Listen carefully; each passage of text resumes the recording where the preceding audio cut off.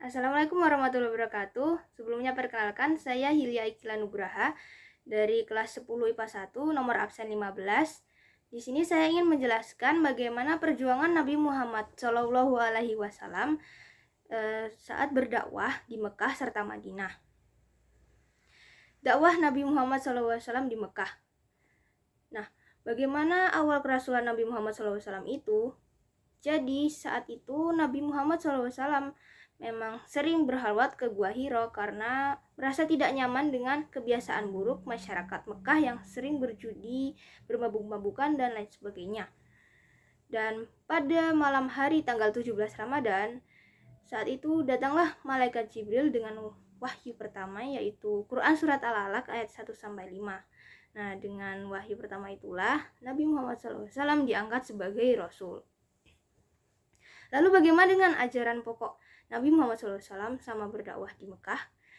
Jadi ada dua. Yang pertama yaitu ajaran akidah atau tauhid, di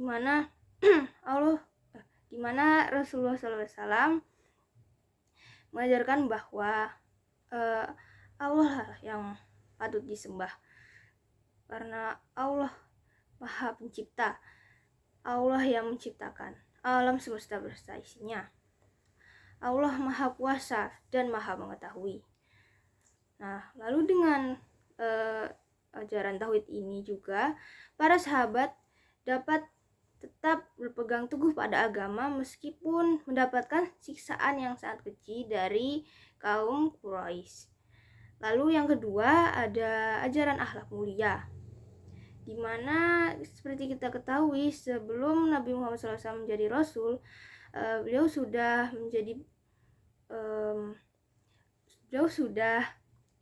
memiliki pribadi yang baik dan mulia, di mana mendapatkan gelar alamin, yaitu yang terpercaya.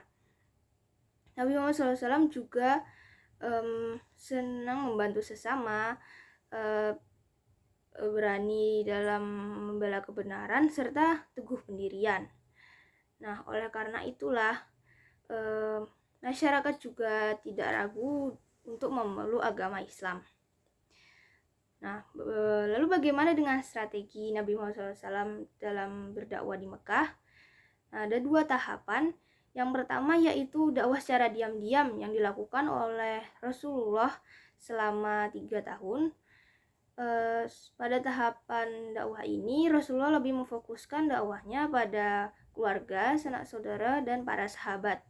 Karena mengingat betapa kerasnya watak kaum Quraisy saat itu, dan Rasulullah juga tidak ingin menimbulkan kekacauan di lingkungan Quraisy. Namun berangsur-angsur turunlah wahyu yang memerintahkan Nabi Muhammad untuk berdakwah secara terang-terangan, yaitu pada Quran Surat Al-Hijr ayat 94.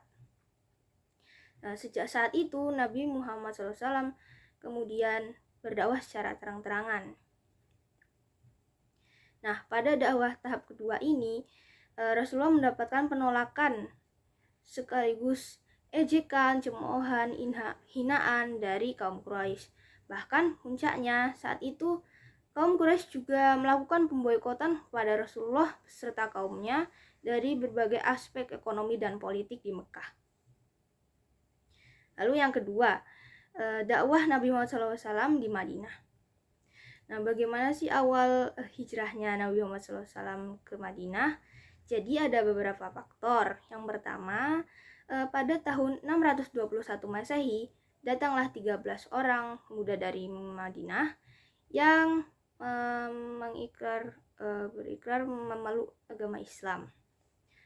Lalu yang kedua, pada tahun berikutnya datanglah lagi 73 orang pemuda dari Madinah yang juga menyatakan keislamannya, sekaligus mengajak Rasulullah untuk berhijrah ke Madinah.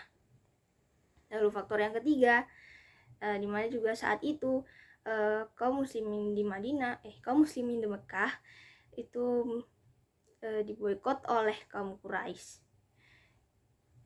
Nah, lalu bagaimana strategi dakwah Nabi Muhammad SAW di Madinah? Jadi sesampainya di Madinah, Rasulullah meletakkan dasar-dasar kehidupan agama Islam, yang pertama, yaitu dengan membangun masjid. Selain sebagai tempat peribadatan, Rasulullah SAW juga menjadikan masjid sebagai tempat pusat pemerintahan kaum muslimin pada saat itu.